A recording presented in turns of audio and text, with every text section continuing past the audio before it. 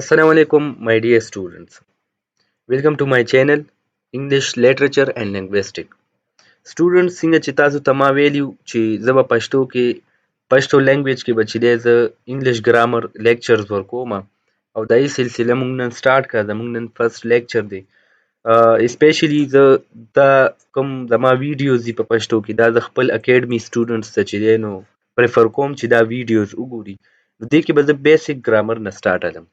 نن چې زموږ کوم ویډیو ده دې کې به موږ خپل پلانینګ ګورو، مطلب موږ به انګلیش ګرامر کې څه مخکې وایو.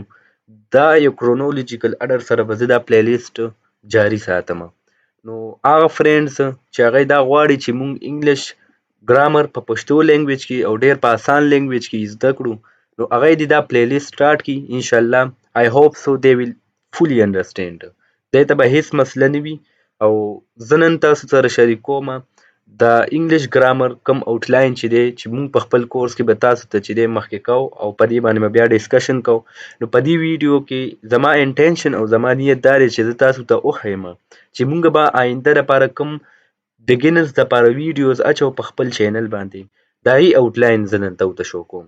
څنګه چې ما دلته منشن کړي دي آوټلاین آف اور کورس، زموږ د کورس چې کوم آوټلاین دی. نو فرسټ اف آل زموږ چې په کورس کې کومه لومړۍ خبره شامله ده او هغه ډیره امپورټنت ده، نو هغه پارټس اف سپیچ دي.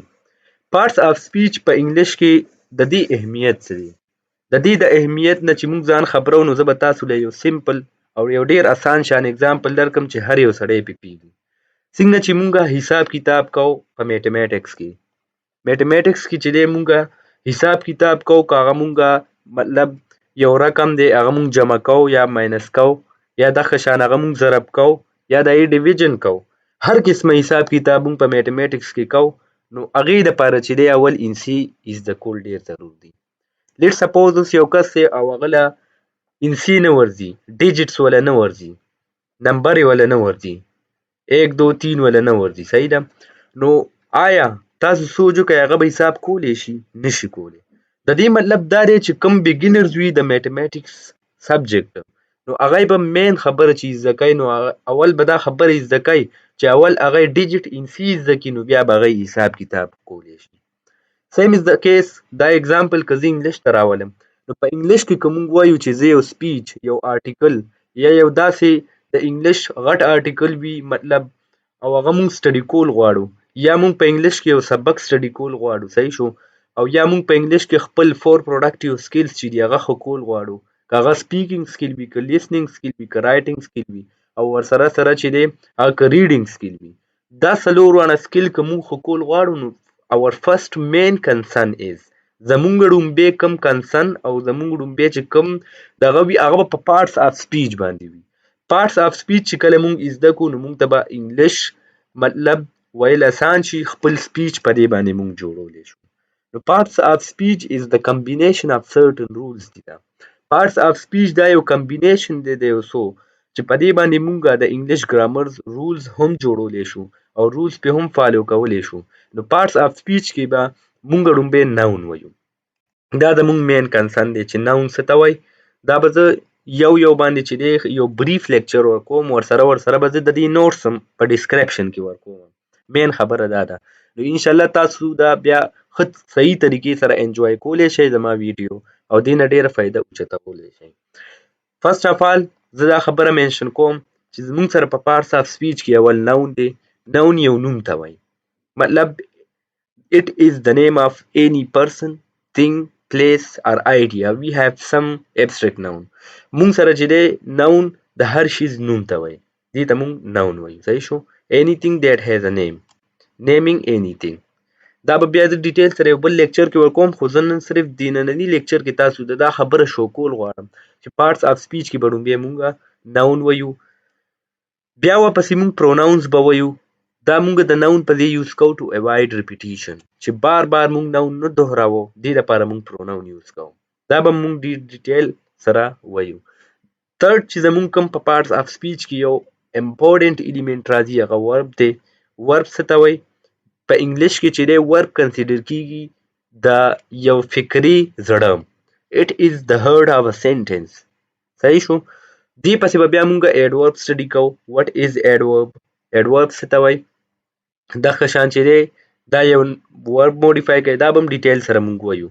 and the main thing په انګلیش کې چې کوم مطلب زه ووایم چې دا یو مطلب exceptional cases دی لکه بعضې چې دی ګرمیریانز دا خبره کوي چې مونږ سره په انګلیش کې صرف 8 parts of speech دي خو بعضې بوکس کې که مونږ بعضې بوکس سټډي کړو نو هغې پکې د آرټیکلز یا د دې دویم نوم دی ډیټرماینرز.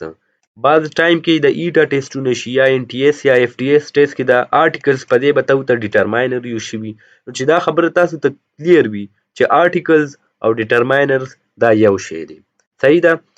دغه شان دې پسې به بیا مونږ کنجنکشن سټډي کوو. کنجنکشنز څه ته وایي د دې کار څه وي مونږ سره دوه فکرې را یوځای کوي دا به ډیټیل سره وایو. and the next topic that is interjections یا interjunctions ورته مونږ هم ویلی شو. دا زمونږ فیلینګز او هغه چې دی زمونږ ایموشنز زمونږ چې کوم انر فیلینګز دي دننه چې زمونږ کوم مطلب فیلینګز راوځي هغه زمونږ فیلینګز ایکسپریس کوي دا به مونږ په انټرجنکشنز کې وایو. مونږ سره ایجیکټیوز دی. ایجیکټیوز څه ته وایي دا به هم ډیټیل سره وایو. صحیح ده.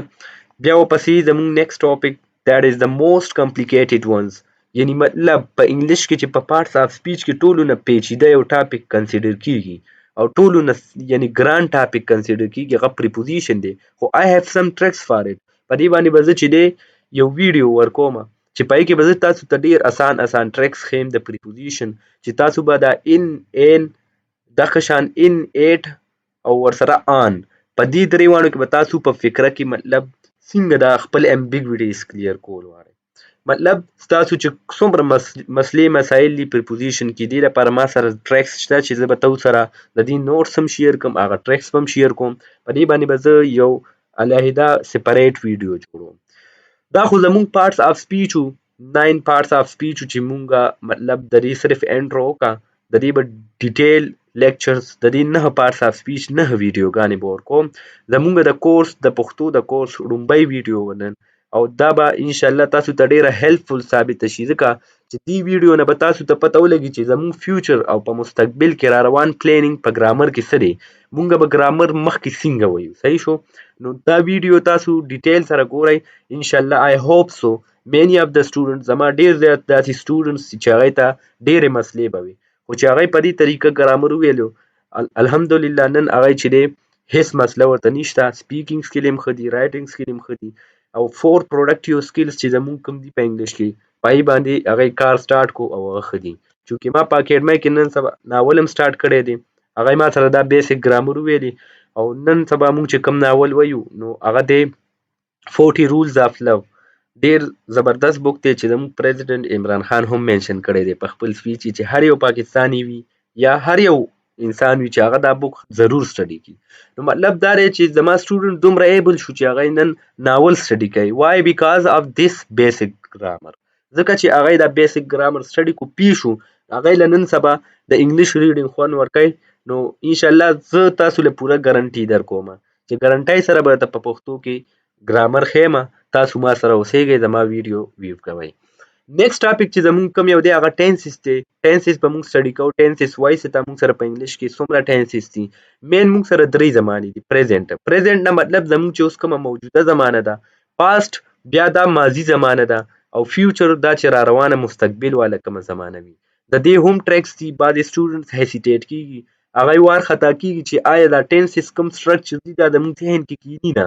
نو زه به انشاءالله تاسو ته د دې ډیر اسان ټریکس وښیم چې آیا ټینسونه به تاسو په کومه طریقه او کرونولوجیکل اډر سره یادوئ د دې چې کوم auxiliary verbs دي هغه به تاسو کوم طریقې سره یادوئ. that will be extremely helpful for you. keep visiting my channel especially this playlist that I have put this playlist in Pashto. پښتو کې به زه دا پلیلیست ورکوم.